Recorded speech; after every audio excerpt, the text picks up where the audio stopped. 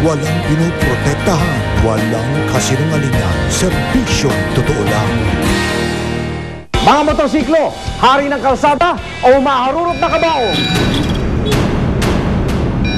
Isang babae, pinagtripan daw ng siga. Sinaksak kita? Di mo ako sinaksak, pero minapon mo ako.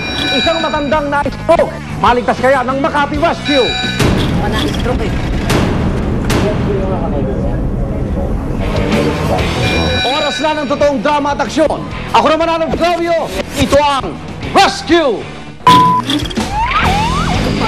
Buhay na miligo, alerto sa kalitasan mo, alerto sa kalitasan mo, alerto sa kalitasan mo.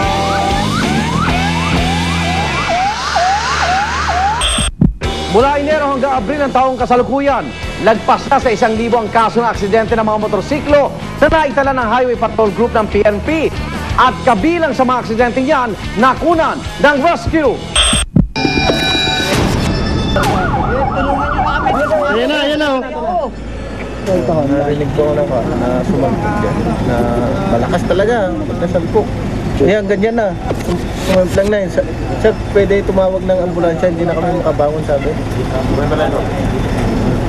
Kaya nga, rinadyo ko sa mukha na samahan ko na may nadisgrasya rito.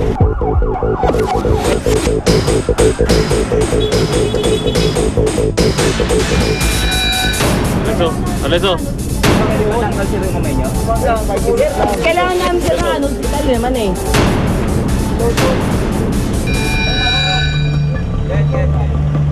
Naka-receive kami ng tawag sa 280, yung San Juan Police, na meron nagkaroon ng big self-motor accident sa Wilson, malapit sa gate 2 ng West Green Hills.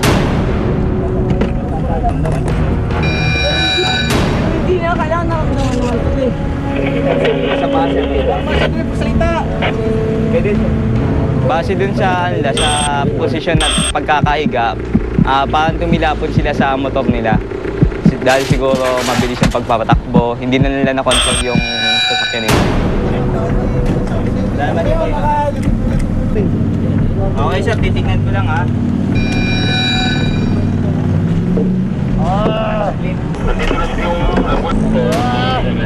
Sir, relax na sir ha. Sir, naka-brown. Sir, kaya niyo ba tumayo? Hindi na sir, hindi na. Yung kanang pako.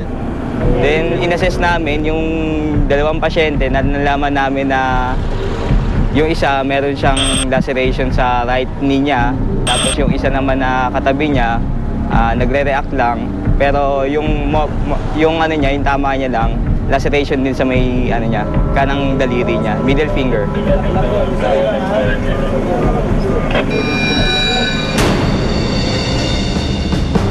Nilagyan namin ng dressing yung laceration sa right knee niya. Then yung inassess namin na medyo may pamamaga yung sa may femoral part niya. Kaya nilagyan namin ng splint yung splint yung affected part para ma-stabilize yung yung wound at hindi na further injury.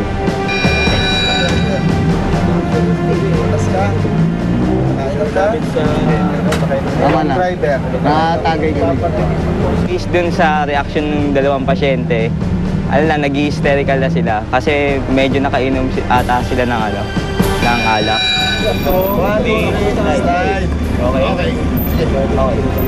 Kailangan madala na yung isang biktima sa pinakamalapit na ospital.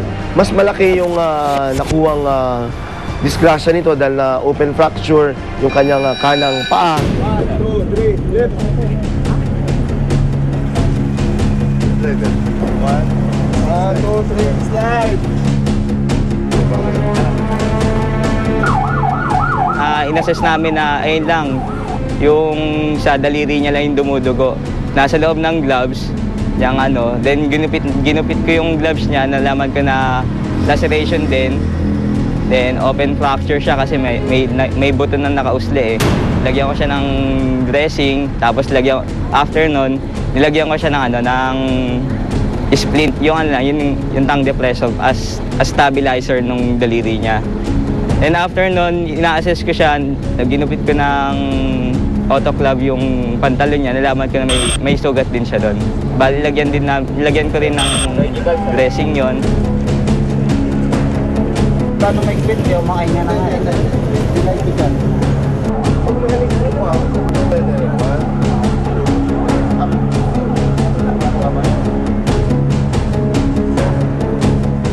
Sino pwede tawagin mo? Sino hanap? Memorize mo yung number ng business mo. Hindi natin ang ambulance sa lapit ang naman.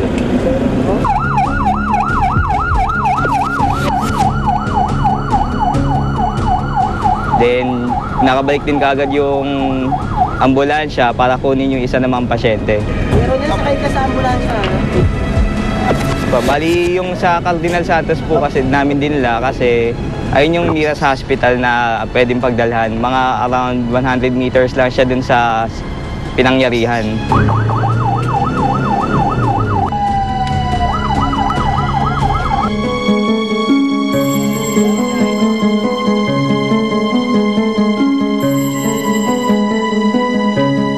Matapos silang makontak ng mga rescuer, agad sumugod sa ospital ang mga kamag-anak ng dalawang biktima. Pero dahil sa pinangangambahang gastusin sa ospital, gipit na sa oras, inilipat nila sina Arlan at Eduardo. Pangalan ng nanay niya, Wilma, ang asawa niya, Dayan. Yes sir, thank you. Papunta na daw sila, papunta na. Tinawagan namin ang kanyang mga close to kin at kinakailangan sila ilipat sa susunod na pinakamalapit din na hospital dahil nga sa kakulangan ng kanilang pera, hindi nila ma-afford yung siguro yung halaga ng medications sa hospital na pinagdala namin.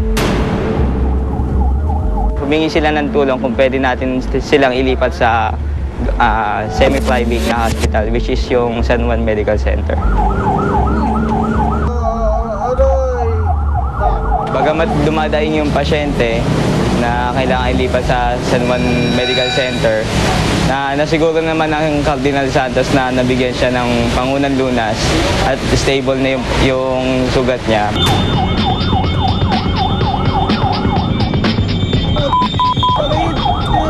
Relax lang siya, relax lang. Malalim.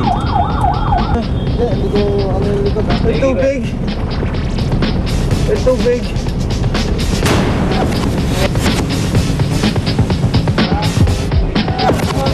Pagkatid namin ng isang pasyente sa San Juan Medical Center, sunod namin sinundo yung pangalawang pasyente na nasa Cardinal para dalhin ito sa San Juan Medical Center.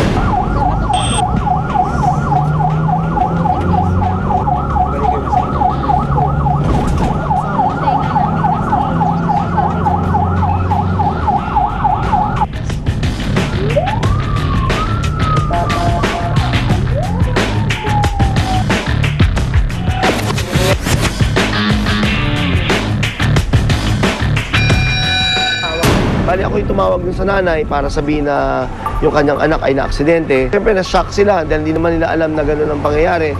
Unang-una, pag nagdadrive ka ng motor, nakainom ka hindi, importante yung safety first. Importante yung helmet, kung meron kang safety jacket, safety pants. Malaking bagay basta safe ka or safety first.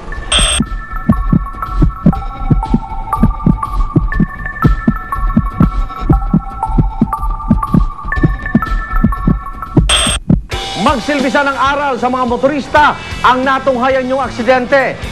Susunod sa rescue! Na-stroke eh. Homeless talaga ang